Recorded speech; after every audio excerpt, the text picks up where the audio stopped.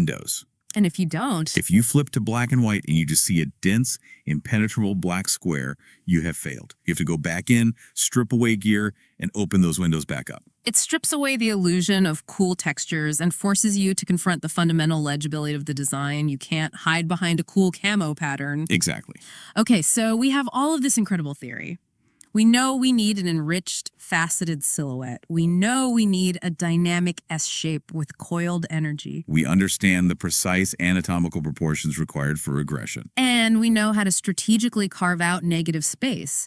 But how does an artist actually execute this? Because if we go back to photo bashing, the source photos they start with are usually terrible, right? The raw photographic materials are almost universally flawed for the purposes of heroic game design.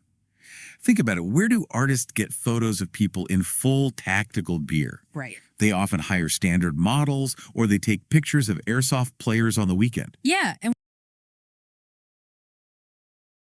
I want you to start by just picturing. physical tension So if I actually means. A tiny bright white ping of light on the zipper acts exactly like a 10% color accent. It draws the eye and says, this is a mechanical functioning part of the gear. You can interact with this. It communicates the tactile reality of the object. Now, what if an artist wants to mess with the 60-30-10 ratio? The design guides actually break down specific mathematical composition setups, almost like chemical formulas for different character types. Let's go through them. First is the 90-10 split. This is described as minimalism used for heavily armored characters where only one vital element needs to pop. Imagine a massive, hulking space marine or a heavy robot. The entire character, the 90%, is bulky, monolithic, olive green metal plates. It's a walking tank. The 10% is a bright gold eagle emblazoned across the chest plate, or is the biggest, most dominant shapes first, and then zooms in. Got it. So the source starts with the largest form, estimating it makes up about 70% of the character's visual composition. The 70% base. What is it in this case? For this character, it's a long, flowing, tunic-like kimono with a distinct slit. It's a very simple, dominant shape.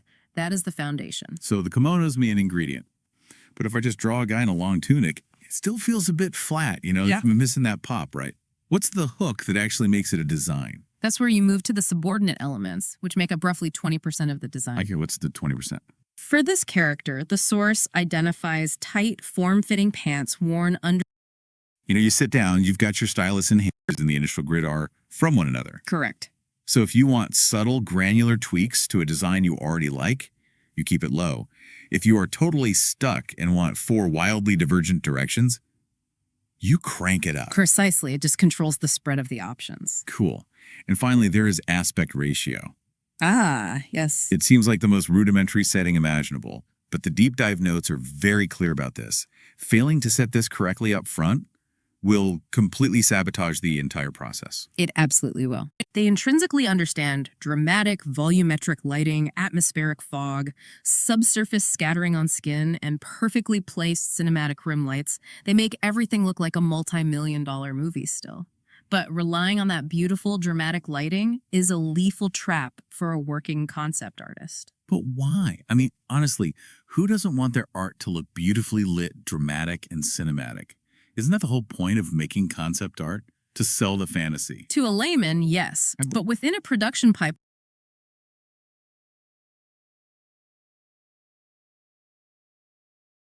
Every single time. because if you can't see it, it doesn't matter. Exactly. If you miniaturize a piece of gear until it's just a contact lens, the player can't see it, and therefore it carries no narrative weight. So as you noted, they upsize. Standard modern game visors have moved from 2 lenses to 4 lenses to communicate a wider field of view. But artists are pushing much further. The source describes what they call tank visors, which can feature up to 6 individual optical lenses arrayed across a massive faceplate. 6 lenses. That is a ridiculous amount of glass for one human face to carry. It's literally a cluster of eyes. It looks like a bug. Yes. We are going straight back to that primal, instinctual unease of feeling watched by a massive spider. The more lenses you add, the more all-seeing and computationally dominant the character appears. Let's take that a step further into the technological integration the source discusses. Concept artists are no longer just strapping binoculars to a face. They are integrating augmented reality and virtual reality aesthetics directly into these visors. They are hybridizing night vision, with drone control interfaces. So the